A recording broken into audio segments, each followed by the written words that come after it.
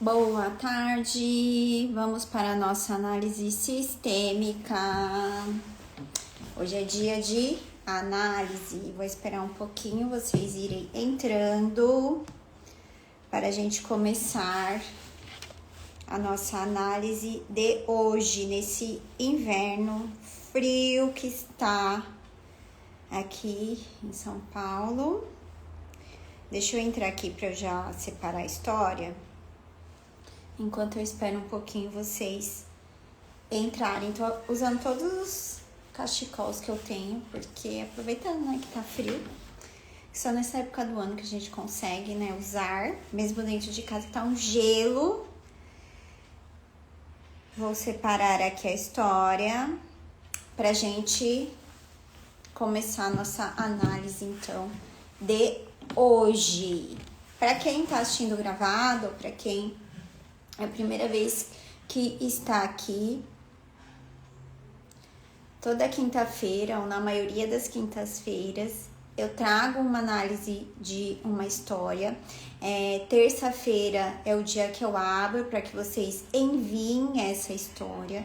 Hoje eu dou preferência para quem está no grupo, então eu tenho um grupo gratuito onde eu dou aulas, durante a semana, tem algumas ofertas especiais. Esse grupo chama Despedida de Solteira, é um grupo gratuito que lá a gente só fala sobre relacionamento amoroso.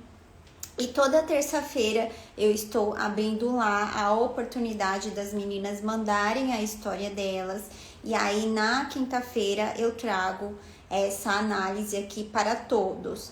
Por quê? Porque eu acredito que a história de uma pessoa pode ajudar outras pessoas. Porque por mais que cada um tenha a sua própria história, a sua própria vivência, os sentimentos, as emoções, elas são universais. Então, se você teve um sentimento, por exemplo, de abandono, pode ser por determinado motivo. A outra pessoa também pode ter o mesmo sentimento por um outro motivo. E é para isso que a gente olha, né? Se conectando com histórias, a gente transforma, né? A gente consegue enxergar além. Então, é a oportunidade de alguém ter essa história analisada, né? A escolhida que ter a sua história analisada, mas quem está ouvindo aqui também consegue ser ajudado através dessa história. Então, se você gostaria que eu analisasse, entra no grupo Despedida de Solteira, pode deixar aqui para mim aqui embaixo que você quer entrar nesse grupo, que eu te envio o link, e aí lá a gente fica mais pertinho. Tem coisas que eu acabo só colocando lá, porque lá é bem, né, a gente consegue aprofundar mais.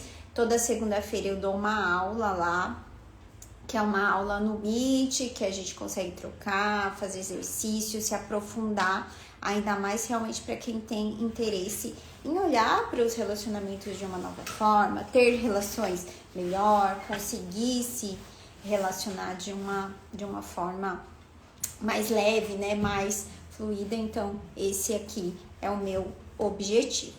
Vamos lá, então eu vou ler essa história, né, e aí eu vou trazendo aqui, vou pontuando para vocês o que tá por trás disso, o que isso pode significar da forma sistêmica. Vamos lá.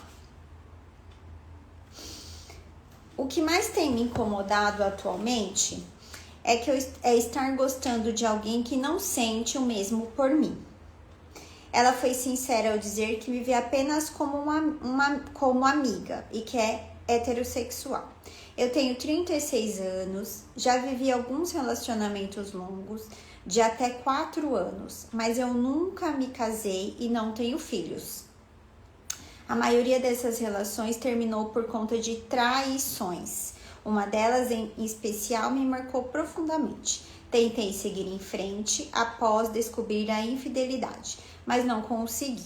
Com essa pessoa, eu realmente sonhava em construir uma família. Então, existe aqui, né, uma história de rejeição, ela gostar de alguém que não está disponível para se relacionar com ela. muitas histórias de traições, então relações que terminam por conta de traições, e o fato aqui de ter, né, uma dor em relação a uma relação anterior, né, que ela diz, tentei seguir em frente, mas não consegui. Com essa pessoa eu realmente sonhava em construir uma família. Então essas são as dores do presente, né? E aí a gente nunca olha para o presente, a gente olha lá para o passado. O que aconteceu lá atrás? O que aconteceu lá no passado que, como consequência, o relacionamento não funciona, o relacionamento não está fluindo. Então a gente vai lá no passado dela. Como é que foi esse passado? Minha relação com a minha mãe foi bastante difícil. Ela era muito autoritária, tinha problemas com álcool e isso trouxe momentos muito duros, inclusive no que diz respeito à saúde dela. Já com meu pai, o convívio foi bom. Ele era mais carinhoso, porém era meio submisso e ele era meio submisso à minha mãe. E mesmo depois de separados, ambos faleceram quando eu tinha 15 anos. Antes disso, minha mãe o traiu e foi morar com outra pessoa, que também perdi há alguns anos, por conta da separação dos meus pais e internet. Por conta da separação dos meus pais, vivi situações de brigas intensas em casa. Minha mãe era bastante agressiva, então a mãe tinha problemas com álcool, uma mãe mais agressiva, um pai mais submisso. A mãe morreu de câncer e o pai morreu de infarto. Aqui, vamos ver se volta.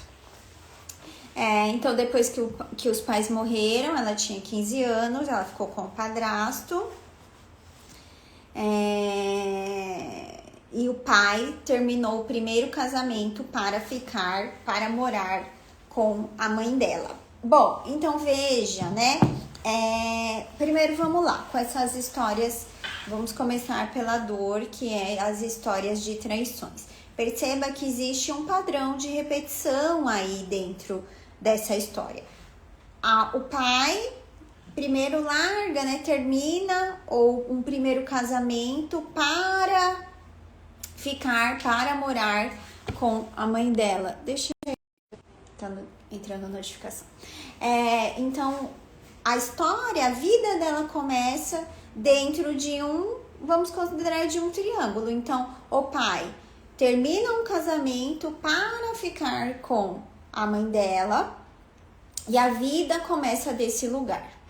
Depois, a mãe tem as suas questões, né, que a gente não aprofundou tanto na história da mãe, mas sempre, na maior parte das vezes, quando existe uma dor, um vício, questões com álcool ou qualquer outro vício, sempre existe uma dor.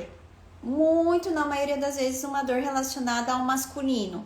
Então, como é que foi a relação da mãe dela com o próprio pai, com o masculino? Então, é algo que, analisado aqui, pode observar. A mãe já carrega uma dor muito profunda, porque se ela bebe, né, se ela é agressiva, que é uma característica do masculino, e gente, aqui a agressividade não quer dizer a violência, tá? A agressividade é uma característica no sentido de ir, de realizar, de fazer. Isso você precisa ter uma agressividade, que é diferente de ser violento. A violência é uma característica da agressividade que está já descompensada. Então, uma mulher que tem questões com a bebida, tem uma agressividade, né, que já está ali descompensada, então já mostra que a própria mãe tem questões com o masculino, com o próprio pai, provavelmente. E aí essa mãe encontra esse homem, que é o pai dela, que já né, e claro, aí dá o match perfeito. Se eu sou uma mulher fazedora, se eu sou uma mulher agressiva, se eu sou uma mulher autoritária, para que eu dê certo com alguém, e claro, né, mais uma vez, de uma forma que não é saudável, mas eu vou encontrar uma pessoa que é submissa. Assim, isso se complementa e a relação ali funciona de determinada forma. Como ela tem uma dor do masculino muito profunda, né? Pelo que ela tá me trazendo, e aí a gente já consegue enxergar isso, ela não tá com os dois pés ali dentro desse relacionamento, certo? Porque ela tem uma dor. Então, ela não vai se entregar totalmente ao masculino, que é o marido, porque existe uma dor com o masculino que veio antes dela. O que ela faz? A traição. A traição é uma forma de eu não estou totalmente disponível aqui nesse relacionamento. Eu tenho uma dor que me impede de me entregar totalmente, então eu busco fora. Muitas das vezes na tentativa de encontrar esse pai. Então eu busco meu pai, eu estou buscando meu pai. E aí eu vou buscando, né, nessas outras relações, nas traições. Então eu trouxe aqui esse panorama, né, de entendimento já da história da mãe. O pai falece cedo também, então um homem mais carinhoso, um homem mais submisso, como ela traz em relação à mãe dela. E aí vem a história dela. Então, o que ela repete aqui? A história dos pais. A minha mãe traía. Vou aqui dizer com quase total certeza que existe um julgamento, né? A traição, ela é julgada na sociedade. Quem trai é o errado, é o que não presta, é o safado. E não no sentido de tirar a responsabilidade de quem faz. Mas uma traição não é só uma traição. Existem coisas mais profundas atrás disso e por isso eu trouxe a história da mãe para entender. A mãe trai não porque ela também não tá nem aí, porque ela quer magoar alguém, porque ela é uma safada que não presta. Não é isso. Ela carrega uma dor profunda em relação ao masculino. Só que se eu olho lá para o meu pai, se eu olho lá para minha mãe e eu julgo a atitude dela, qual que é a tendência? Repetir essa história. Então, o que eu vou atrair? Alguém que também trai. Exatamente como a minha mãe fazia. Exatamente como eu julguei a minha mãe por fazer. Então, aqui é o primeiro ponto. A repetição da história da mãe. Eu posso repetir atraindo pessoas que traem. Ou eu posso repetir sendo a pessoa que trai. No caso dela, ela acaba atraindo as pessoas, né, que traem também, traem a confiança, traem a relação com ela. Exatamente como a mãe, exatamente como o pai que larga uma relação para ficar com a mãe dela. Então a vida dela começa desse lugar. A partir disso, né, desse julgamento do que acontece ali, ela repete essa história de traição. Você vê, a relação com a mãe foi muito difícil. O que quer dizer? Julgamento em relação. Minha mãe não devia ter bebido, minha mãe não devia beber, minha mãe não devia ser autoritária. Com o pai, aí você vê, né, como ela já se coloca ali no meio. Com o meu pai era tranquilo, meu pai era carinhoso, meu pai era submisso, meu pai era o bonzinho. E aí eu posso dizer aqui, ela não me falou, mas eu posso apostar que ela é a boazinha também. Que quem ela tá atraindo são pessoas parecidas com a mãe dela.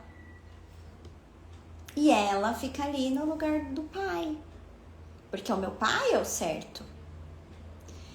Então, entender essa repetição, entender esse panorama do porquê a mãe é assim, foi assim, né? Hoje não tá mais viva, mas porquê a mãe agia de determinada forma e deixar o casamento dos pais com eles.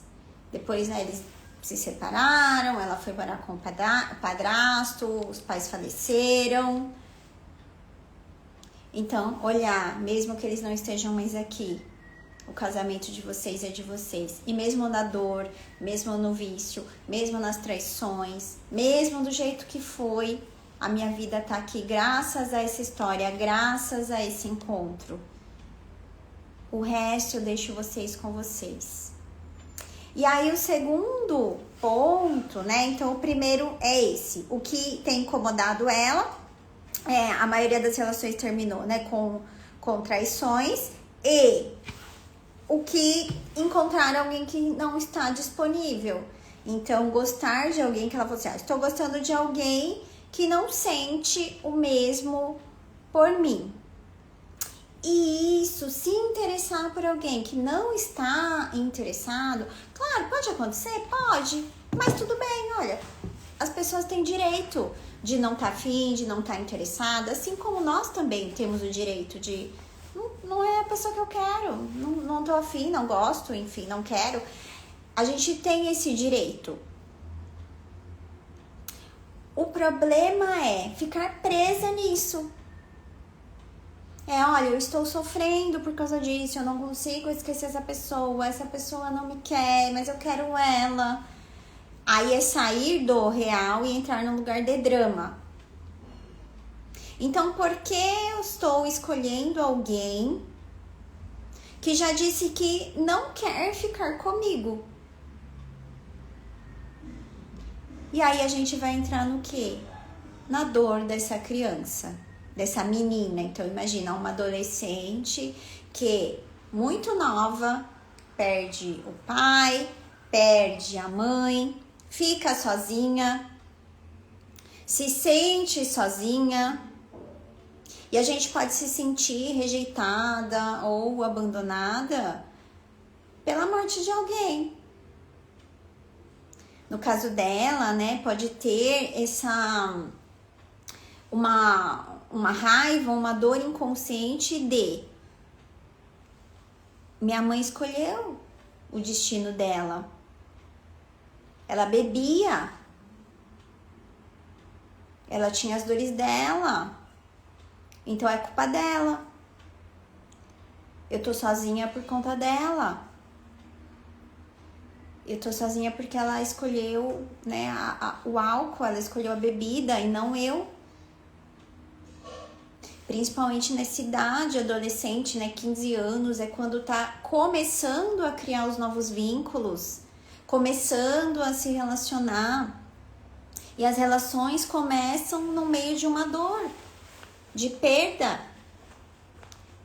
Então, como é que eu vou criar um vínculo com alguém se os vínculos não são seguros?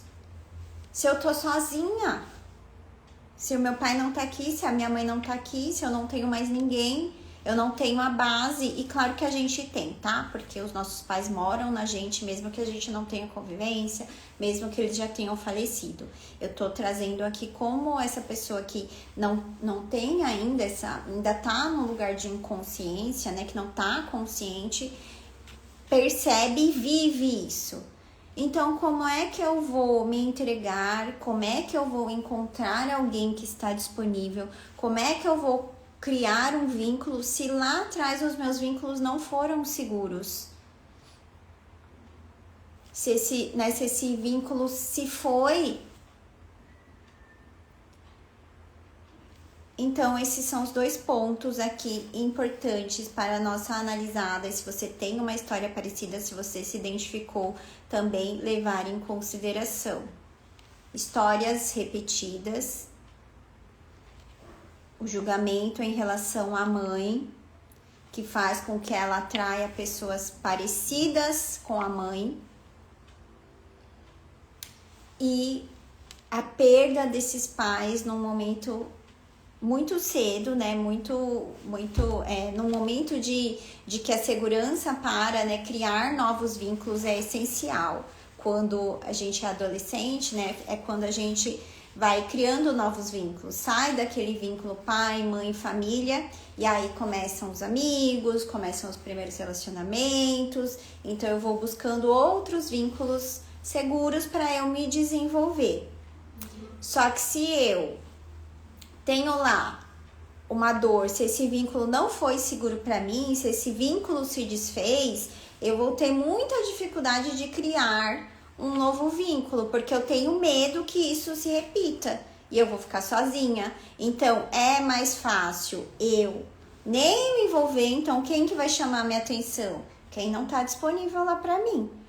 Porque eu sei lidar com isso. Eu sei lidar com o ficar sozinha. Eu sei lidar com a rejeição. Isso eu já sei de cor e salteado. Mas e se der certo? Eu sei. Eu sei como é que é ter um vínculo seguro.